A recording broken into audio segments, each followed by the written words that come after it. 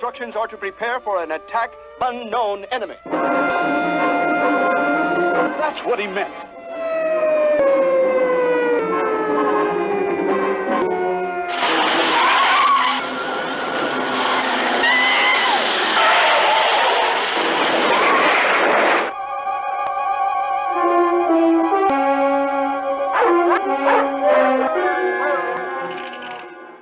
Welcome, everybody, to the newest episode of Amateur Theory. I apologize for the audio. I don't have access to my mic today, but hopefully it's not too bad just over the laptop. You still sound lovely. Oh, thank you. Today, we are going way back to the 1950s, 1959, to the movie Teenagers from Space. Outer space. Teenagers from Outer Space, which, you know, I actually liked it. It was it's a quirky movie. I think I might love this movie. All right. Do you want to give a synopsis of the plot? Okay. So Teenagers from Outer Space involves a group of aliens coming to Earth because they've been going to separate planets to find a suitable planet to raise these creatures called Gargons. It's a lobster. It's a lobster. But continue. And they find that the Earth's atmosphere is suitable for raising these Gargons to a large size. However, one of the aliens notices that there's Derek. Yes, Derek. He notices that there's signs of intelligent life on the planet, and he doesn't want to use the planet to raise the Gargons because he doesn't want to interfere with humans, I suppose. But none of the other aliens care about that. They don't care about Derek's radical leftist viewpoints. He even brings out a book at one point. He's like, I've been reading this book, and I'm like, are they trying to talk about communism here? Like, has he been reading Marx? I don't know about communism, but I think I feel like there was some like Nazi parallels. They're talking about how they were the master race, right? Yeah, and this been not too far removed from that because the 50s. Yeah, I suppose so, like 15 years or so. And yeah, well, he mentions that on their home planet, like they don't have like family units. Everyone's kind of estranged. It's somewhat dystopian. Yeah, they have some kind of eugenics thing. Anyone who gets sick is immediately killed. Yeah. And yeah, I guess, and so he's saying that we need to go back to like, love and friendship, basically. And so the first step in that is not killing another intelligent civilization to make way for your grazing, for your lobsters. They're lobsters. Wait, what was the name that they gave them? Gargons. They what they do this effect where it's clearly a lobster, but they darken it so that you can't. It's not red; it's like black, but it's like a movie effect. And you could have done worse with that, honestly. But I just every time I saw the to lobster, be fair, lobsters are pretty spooky weird creatures if you just think about them. Yeah, they could be aliens. Like, who's to say?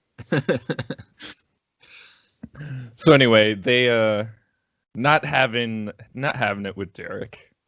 So they're like, all right, well, we're going to take you back to our planet and keep you as prisoner there for your radical viewpoints. But Derek escapes out just into our planet, and they send one alien to basically hunt him down and bring him back, while the others leave for some reason. I can't remember why. I think bring more Gargons. Yeah. Then to get the rest of the fleet, right? They're gonna bring the invasion force. But anyway, they send this one alien named Thor, funnily enough, who is basically a psychopath. He has a Yeah. gun called the Focusing Disintegrator Ray. And actually, the very first thing we see in this movie basically is him just coming out of the spaceship and killing a Killing a dog bunny. with it. Which is what starts Derek's whole thing. He gets very upset, and that's kind of, he decides to go. He doesn't know where to go for people, but he found the dog's dog tag, and so he tries to find the owners, which he does, and they just happen to have a room open, and they say that he can move in. And Yeah, he never explicitly states that he Yeah. wants to rent the room. He just shows up and they're like, "Oh, you obviously looking for the room that's available to rent. Yeah, come in and move with us." Well, Yeah. the people there, it's a daughter and her grandfather. And I guess the daughter seems kind of into Derek. I mean, Yeah. Right from the get-go. well, I guess they're both teenagers. Yes. Teenagers Only portrayed by once from people outer that are space. teenagers that are in their mid-20s. Yeah. So Derek and the girl Betty, I think is her name. Like, just It sounds like a 1950s name. it's the most 50s sounding name ever. Start kind of becoming buddy, and eventually Derek has to reveal that, well, the reason I found you is because I have your dead dogs. I was going to say dog tags, which is technically correct, but not the terminology I was looking for. But then I guess the rest of the movie is just Thor comes to find them, and that creates all sorts of drama. So there's some firefights. Well, Thor just kills anyone that doesn't immediately do as he says. Like, yeah, take me here to this place. The other person's like, no. He's like, boing, and they turn into a pile of skeletons, because that's what this gun does. The Focusing Disintegrator Ray right. disintegrates your flesh, and you're just a pile of bones. Which he does willy-nilly. He kills people left and right. And eventually, so there's a lot of he's trying to find Derek, and eventually he catches up to him. But Derek gets with the help of Betty and the reporter friend, who is actually the director. He's in this movie. Hughes gets the help, and also the help of the local police, manages to shoot Thor and kind of take him out for a little bit. But then it turns out that the Gargon, which was left on the planet, grows, as it is liable to do, and it becomes basically the size of like a house, I guess, and it starts eating people. So it is up to Derek to save the day from the Gargon, excuse me, which he does. But just as they defeat the Gargon, then the invasion force comes. And so what he does, he comes up with an ingenious idea that he will pretend to come back to the other side, and then help direct the spaceships to Earth. I guess he has to give them coordinates. And he gives them bad coordinates because they all just land and crash on Earth, and thus saving the day, although taking his own life in the process. We were all very sad. So yeah, this is it's interesting, like a sci-fi / romance kind of movie. With giant monster elements. Dude, this movie has everything. It's got everything. It's got radical political takes. It's got giant monsters. It's got romance. It's got sacrifice. It's got some elements of horror with how the gun works. This is a hell of a movie. This is a masterpiece. So one of the very first episodes we ever did on this podcast, we looked at Plan 9 from Outer Space, which came out in the same year as this did. Mm-hmm. They're both 1959. how do you think they compare to each other? I think I enjoy this movie more actually. Well, I might would too. call this a better made film overall. Just kind of slightly, not by Yeah. that much. It's still a very It's more campy. coherent as a story. Yeah, and it doesn't have like some of just the weird technical problems that Plan 9 did. Like Plan 9, there'll be like scenes like just in the daytime. Then in the next shot, it'll be dark in like a completely different area, like the geography's all messed up. Whereas this film, there is a coherence. Like we get to point A to point B to point C, and we can understand all of it. As silly as some of it might be. Yeah, and it still has plenty of the camp and everything to make it funny in the same way that Plan 9 was. I think my favorite bit is how the aliens talk. They just, instead of they talk very stilted, like this is how all of the aliens talk. And just that going that throughout the movie, especially during the romance bits, where the girl's like, "Oh, Derek, yes, I like you too." It made me laugh. I will make the Earth my home now. You know what? I was actually kind of touched. I was I was getting into the romance just a little bit. I may have found my garbage. This might be my Twilight. What's the meme? That's still a better love story than Twilight. But that's like a decade old or something. But yeah, and then I also the hokey special effects make this a little charming. The fact they use a lobster as the alien was funny. The way they get away with the violence by just, they have this little plastic gun, and then they just replace every actor with. I actually read that it's the same. They just had one skeleton prop, so every single dead person is. It looks like it, yeah. and it's not a good skeleton prop. It's like in your biology class, the like skeleton like model that was just like hanging by the door. It's that kind of prop. Right, it's just someone going like, and then it just shows like the skeleton lying on the road. Yeah, no, I definitely appreciated this. I think another interesting thing about this movie is kind of the background behind it, because the director is such an interesting guy. Tom Grafe. Well, yeah. he did everything. He wrote the movie, directed it, produced it, edited it, and then he starred in it. He's one of the he's one of the roles.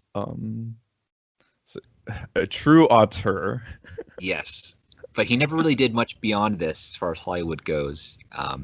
Partly because he had a bit of a mental breakdown. He declared himself as the second coming of Jesus Christ. So, which maybe I don't want to say too sacrilegious. I was going to make a joke. I don't think I will. But yeah, he declared himself second coming of Jesus, and then just like 5 or 6 years later, committed suicide. Very sad.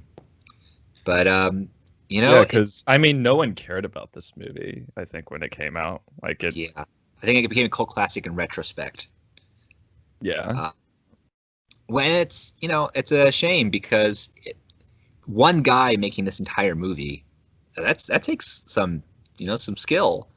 That's like it was definitely a shoestring budget, but given how shoestring it was, the fact that you managed to make something somewhat I think the results are fairly impressive considering what he was working with. Yeah, I didn't think that any of the acting was like I said, it was a little hammed up, kind of. Everybody was a little hammed up, but for a movie like this, I don't think that's a detriment, really. No, I think it kind of adds to the charm, like in that old 50s sort of way. It's like, oh, Derek, what are they going to do now? It's right. No, it was a fun movie.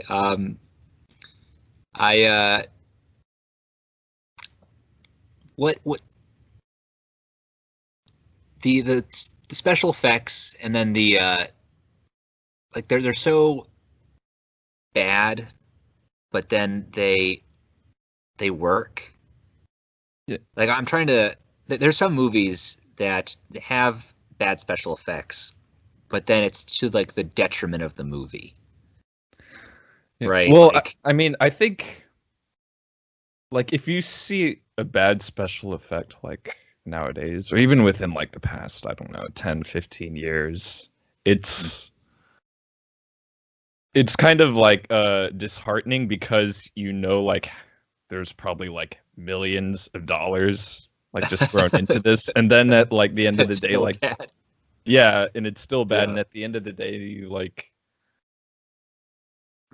I guess no one's even gonna care like if it's a bad movie, because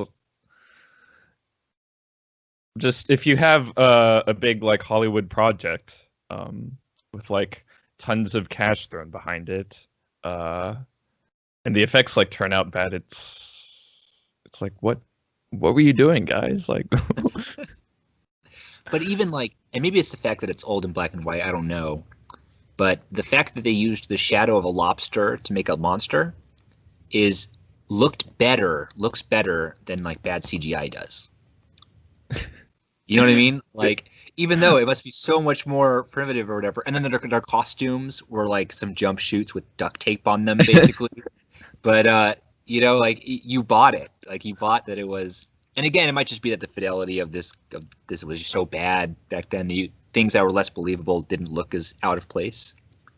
yeah, but somehow Like- this is a better looking movie than some of the more modern movies we've seen. That's all I'm saying. Despite Well, the I fact think, that the special effect budget is nothing. the word that comes up, is charming, I think. Mhm. Like, oh, they have a lobster, and now they just are superimposing an image of lobster to make it look big, and adding some like sound effect for its screams. Like, it's like, how can you like be angry at that kind of thing? Like, Yeah. you've got to have a real heart of stone to not just be able to like smile at that. So yeah, I would say that. Do you think this is like a so bad it's good? Does that like qualify for this, or is this more like just a good campy movie? You know, because I wouldn't call like Doctor No so bad it's good necessarily. It's just as campy. Is Doctor No so bad it's good? I haven't seen Doctor No in forever, so I see. I don't know that you. I think most people would not consider it so bad it's good. Like most people consider it a classic. Doctor No, yeah. Yeah. So, but it's a campy movie. Obviously, like all the early Bonds were campy.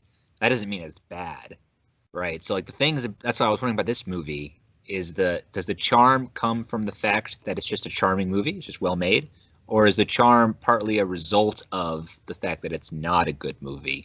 You know, that the special effects were really bad. Maybe the acting is a little overdone. I'm It's not so engaging sure. though. Like I was Yeah. pretty involved in the actual story and characters and what was happening. It had a good pace. Like there was no points where I felt like it was like really drawing out and like getting boring and overly excessive like dialogue and everything. And it just kind of it did what it needed to do to get to the next scene, and it made sense. And Yeah, no, like once we're done with this thing, then this other exciting thing comes up, and no, it's a pretty engaging film, like the whole way. I mean, okay, so I first saw this movie on Mystery Science Theater, and I remember it standing out to me just because there are some movies on that show that they watch, and it is a slog. The actual movie is a slog. If it was for not the actual premise and the host of that show, like you wouldn't be able to get through it. Whereas this movie, I was engaged enough with it the whole time that I was almost ignoring like the actual Mystery Science Theater like commentary at some parts. yeah, So yeah, one thing I think Derek is just a likable character. He's just so like they do the fish out of water thing, right? He's clearly like an alien, and I guess his performance just drove it home. Like this is not how a normal person acts. Clearly not, but yet he's endearing because he wants to just he wants goodness, right? Right at the beginning, his whole character is like, "What if we were just loved each other more?" And you could say that in all his actions is a kind of like driven by that. And so he's always trying, right? And then there is like the romance between him and Betty, and it's like it's a touching rope because I don't know. I feel like it's endearing it builds because up. Like it's not like she just there sees for him her. and then goes like, oh, Right.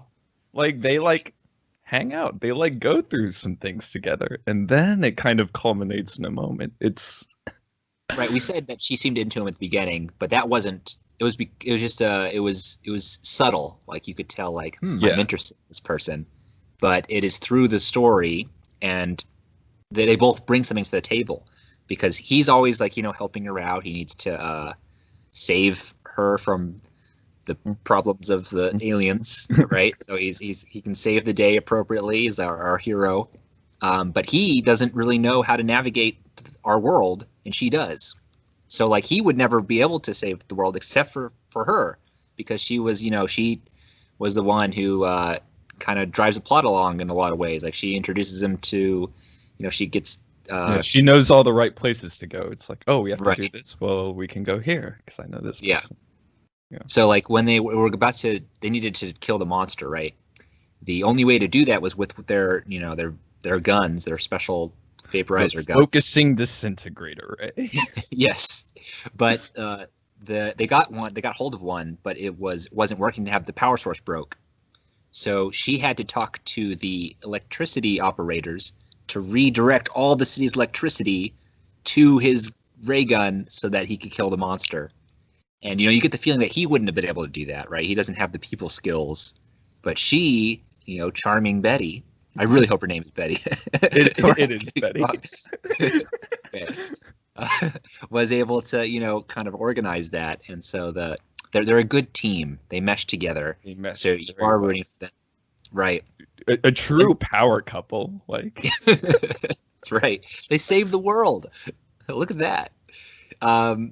Yeah, and so and it's kind of touching at the end that he makes a promise. He promises her that he will never leave Earth, right? And initially, when his plan to fool the aliens, that he was on their side, right? Because he had to fool them in order to destroy them all. She was in the dark at first, so it seemed like he was actually going to betray her. But she never really lost faith in him, despite all the other characters losing faith. And then, when he essentially, killed them all by suicide, he basically crashed them all into him. I don't know why that was necessary. Like, why couldn't you crash them on a different spot? But I'm not gonna think too deep about it. it's all about the themes, man. Self-sacrifice. But at the very end, she like remembers him, and he's like, "I'll never leave Earth," and she's like, "Oh, Oh no! It does Well, the 'cause thing he's where it dead. shows his face in the Right. sky. which was kind of nice, and it's not so bad." Dude, he So yeah, gave his overall, life for her and for the planet, basically. Dude, this is more epic than Titanic.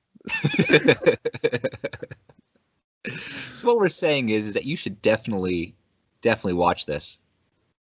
Yeah, I mean, it's free on YouTube. Like, Yeah, so this movie's in the public domain because Warner Bros. Forgot. I don't know if they forgot to, if it was intentional. They just didn't renew the copyright. So yeah, this is free on YouTube. Anyone could watch it anytime. I highly encourage it. I would give this like 4 giant lobsters out of 1 alien ray gun, like the highest score that we've ever given on this show. fun tidbit, actually. You know the game, the video game Destroy All Humans? They actually just re-released it in a remastered form. But anyway, in that game, if you beat the game, this movie wasn't unlockable. Like, this whole movie. Well, that's worth buying the game right there. Forget YouTube. That's the way. It's the definitive way to watch this. Yeah, no, it's totally worth watching. And I think it's the kind of movie. I think some of the movies we talk about, only certain people could appreciate. Like, there's a certain kind of person that is into so bad's good movies. I don't know if this would appeal to everybody. There are probably some person out there who just, if it's black and white, just like, oh, I hate black and white movies, or I don't know. But I think most reasonable people could enjoy this because You know, even Yep. if you're not a fan of hokey, campy movies, there's a heart behind this one. You know. Yeah. No, if you're into like B flicks at all, like I think this a must see. I like I said, I think I love this film. Well, there you have it. Thank you for listening. You know, we are on YouTube, we're on Spotify, we're on Google Podcasts. You know, please give us a like, subscribe, a follow, and until next time. Until next time, everybody.